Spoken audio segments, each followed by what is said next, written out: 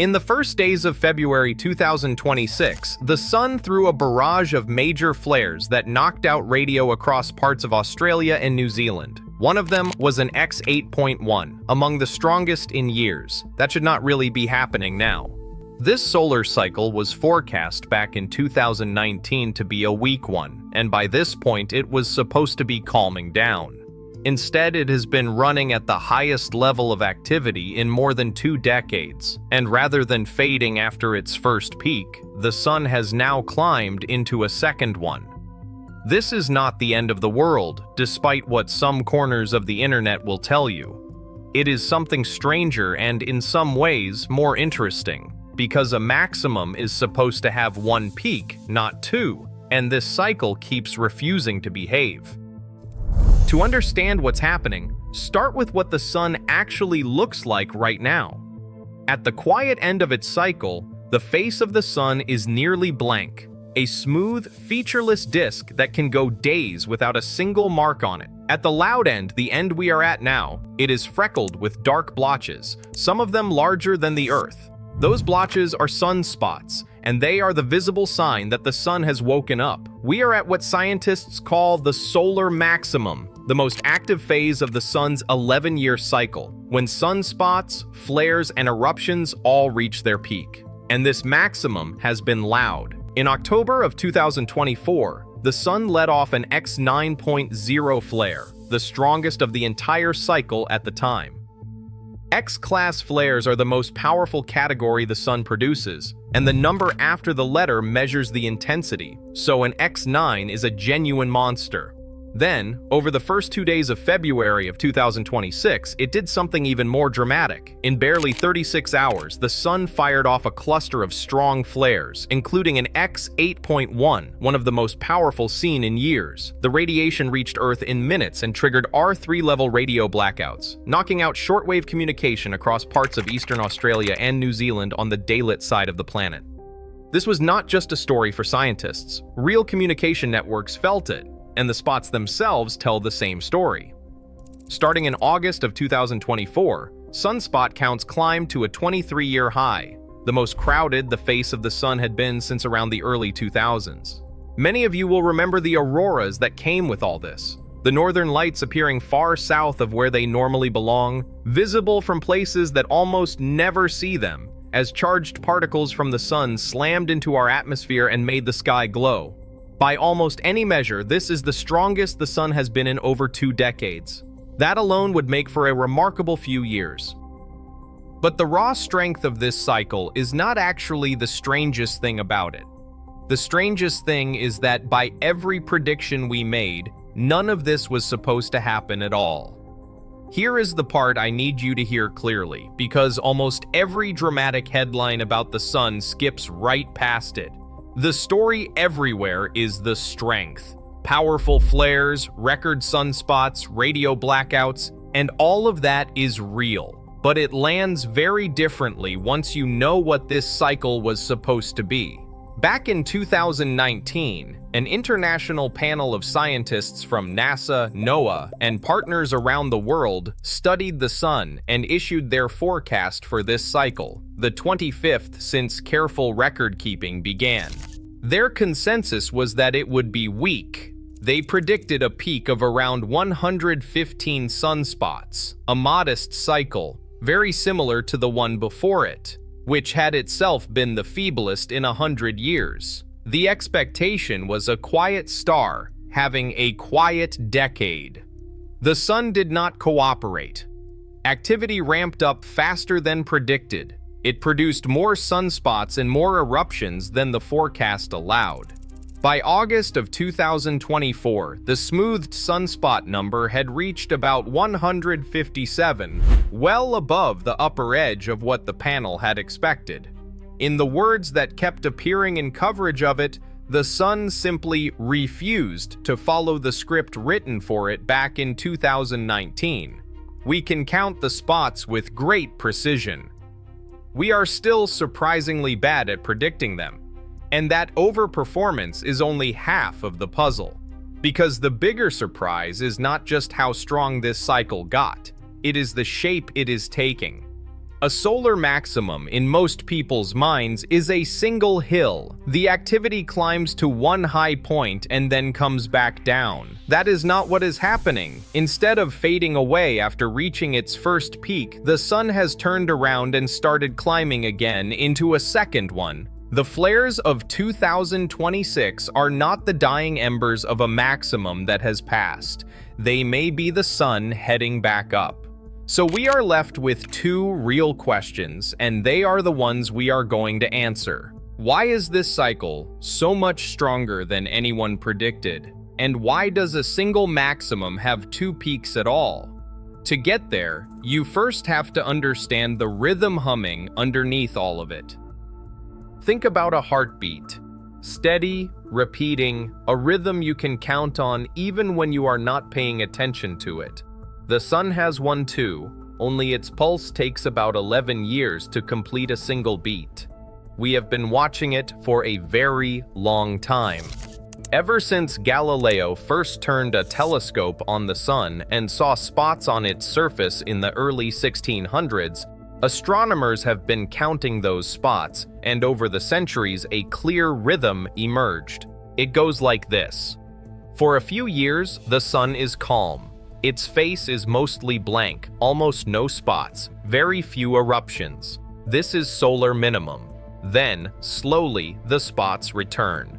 They grow more numerous year by year until the sun is covered in them and firing off flares constantly. That is solar maximum. Then it quiets back down, the spots fade, and the whole cycle begins again. Calm to stormy to calm, roughly every 11 years. But what actually drives it is not the spots, it is magnetism. The sun is not solid, it is a churning ball of electrically charged gas, and all that hot, moving, charged material acts like an enormous dynamo, generating colossal magnetic fields deep inside the star. Those fields are the real engine of the cycle. A sunspot is simply a place where a bundle of that magnetic field has punched up through the surface so concentrated and intense that it chokes off the heat rising from below. That is why a sunspot looks dark. It is not actually black, it is just slightly cooler than the blazing surface around it, a cool bruise on a white-hot face. And as the cycle builds toward its peak, the sun does something genuinely strange. Its magnetic poles flip. The north magnetic pole becomes the south, and the south becomes the north, the entire global magnetic field of the star turning itself upside down. On Earth, that would be like the north and south poles swapping places. On the sun, it happens every single cycle, right around maximum, like clockwork. So that is the rhythm, a magnetic pulse 11 years long building to a stormy peak where the poles themselves reverse. Except that peak is not the clean single summit you are probably picturing. The maximum is not one peak, it's two. This is the part that surprises almost everyone, and it has been hiding in the data for over a century. When you actually chart the activity of the sun through one of these maxima, you do not get a single clean hill rising to a point and falling away. You get two separate humps, two highs, with a noticeable dip in between. The sun climbs to a first peak, eases off for a while, and then climbs again to a second. This is not a new discovery, and it is not a glitch. A solar physicist named Gnevyshev first identified it back in the 1960s, and the two highs are now named after him. They are called the Gnevyshev peaks, and the lull between them, that dip in activity that interrupts the maximum, has a name too. It is the Gnevyshev gap. Once you know to look for it, you find it almost everywhere in the record. The previous cycle, the weak one that ran through the 2010s, was double-peaked. So were the ones before it. This twin structure is not the exception during a solar maximum. It is closer to the rule. The single smooth peak most people imagine is, in a sense, a myth, and it explains exactly what we are watching right now. This cycle reached its first major peak around late 2024, which is when those record sunspot numbers and that enormous X9 flare showed up. Then activity dipped, the gap. And the powerful flares of early 2026, the X8 barrage that blacked out radio over the Pacific, fit the pattern of the sun climbing back up toward its second peak. We are, in other words, most likely living inside the Gnevyshev gap's far side, on the upslope toward the second hump. There is one more detail that makes this structure even more telling. That dip in the middle, the gap itself, tends to line up with something we already talked about: the flipping of the sun's magnetic poles. The reversal of the global magnetic field seems to coincide with the lull, as if the sun briefly catches its breath while it turns itself upside down, then surges a second time, which leads to the obvious question: why would a single maximum split itself in two at all? Here is one of the leading answers, and it reframes how you picture the sun entirely. What if the sun is not really keeping one clock, but two? We tend to treat the sun as a single object with a single cycle, but the sun has a northern hemisphere and a southern hemisphere, a top half and a bottom half, and those two halves do not run in perfect step with each other. They each have their own version of the cycle, and they often reach their own maximum at different times, sometimes as much as 2 years apart. The north peaks first, then later the south, or the other way around. Now think about what happens when you add those two halves together. When scientists count sunspots, the headline number is the whole sun, north and south combined. So if the northern hemisphere hits its peak at one point, and the southern hemisphere hits its peak a year or two later, the combined total naturally shows two separate bumps, one for each hemisphere's moment of maximum, with a dip in between where neither is at its strongest. The double peak in this picture is simply the two halves of the sun showing through in the total. Picture two singers holding the same long note, but one comes in a beat behind the other. Listen to them separately and each is steady. Listen to them together and you hear the sound swell, fade slightly as they drift apart, then swell again. The sun may be doing the same thing with its two hemispheres. I want to be careful here because this is not fully settled. The out-of-sync hemispheres are one strong explanation, and researchers have confirmed that the dip shows up independently in each hemisphere, so it is not just an illusion of adding them together. But there are other ideas in play. Some suggest the double peak comes from two overlapping rhythms in the sun, one long and one short. Others point to large and small sunspot groups behaving differently. The honest truth is that we know the second peak is real, and we are still arguing about exactly why. And the second peak is not just a copy of the first. In one important way, it can be the more dangerous of the two. There's a detail about second peaks that changes how seriously you take this one. You might assume the first peak is the big one, the main event, and the second is just an aftershock fading out. The historical record suggests something closer to the opposite. When researchers look back across many cycles, a pattern shows up in the character of the two peaks. The first peak tends to bring lots of activity, but in smaller pieces, many sunspot groups and many modest flares. The second peak tends to bring fewer events, but bigger ones. The truly powerful flares, the largest eruptions of a cycle, have a tendency to cluster in that second maximum rather than the first. The second wind, when it comes, can hit harder. Now layer that onto what makes this particular cycle unusual. This is already a cycle that overshot its forecast, running at the highest activity in over 2 decades when it was predicted to be weak. If the historical pattern holds, and the strongest events favor the second peak, then we are watching an already overperforming sun head into the phase that has historically produced its heaviest blows. That is the live question hanging over the next stretch of this maximum, and it is exactly why solar physicists are paying such close attention right now. The barrage of major flares in early 2026 may be the opening of that second act. But here is where honesty matters, and it cuts against tidy storytelling. We do not actually know in the moment when the true peak is. This is one of the genuinely frustrating things about solar prediction. The peak of a cycle can only be confirmed in hindsight, usually about 6 months to a year after it has passed. Once enough activity has declined that you can look back and say, there, that was the top. So while everything points to us being on the second upslope, no one can tell you with certainty whether the highest point is just ahead of us, happening right now, or already behind us. We are inside the experiment, reading the instruments as the data comes in, without being able to skip to the end. And that uncertainty is precisely what the more dramatic corners of the internet have seized on and run much too far with. You may have seen the more dramatic version of this, and I want to be fair to it, because it starts from something real.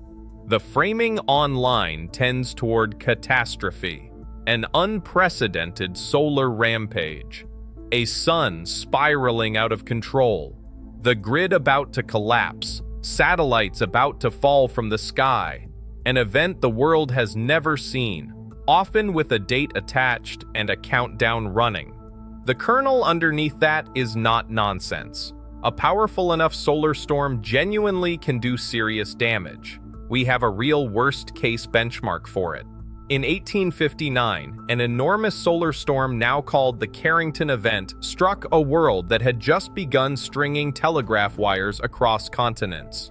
It set telegraph equipment sparking, shocked operators, and lit up auroras so bright that people could read newspapers by them in the middle of the night.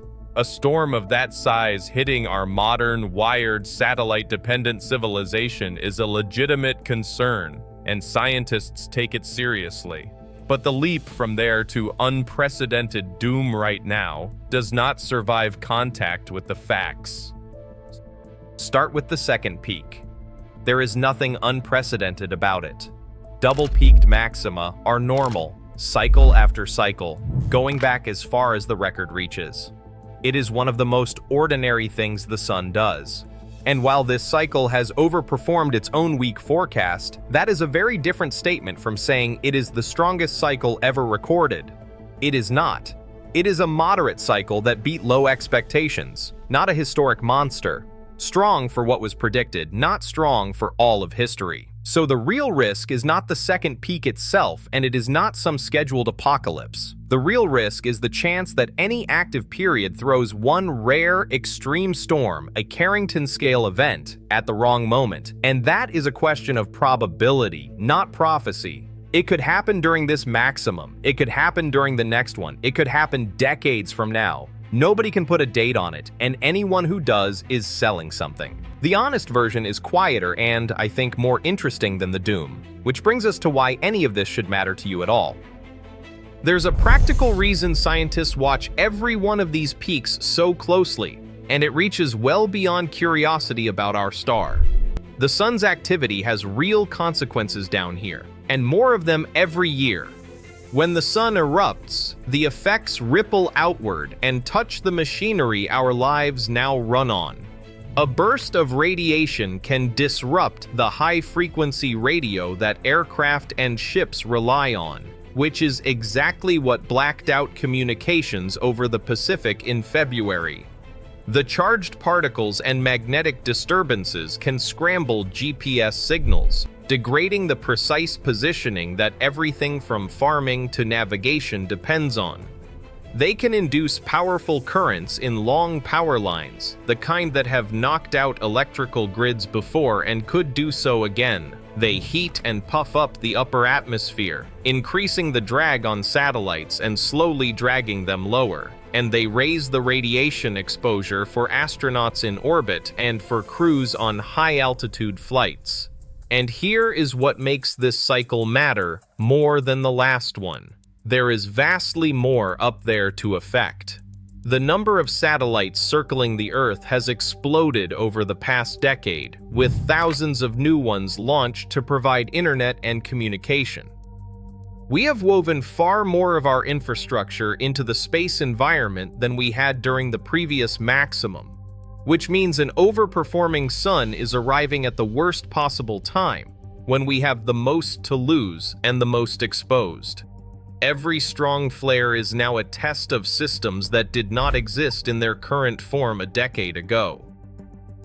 There is an upside hidden in all of this, though.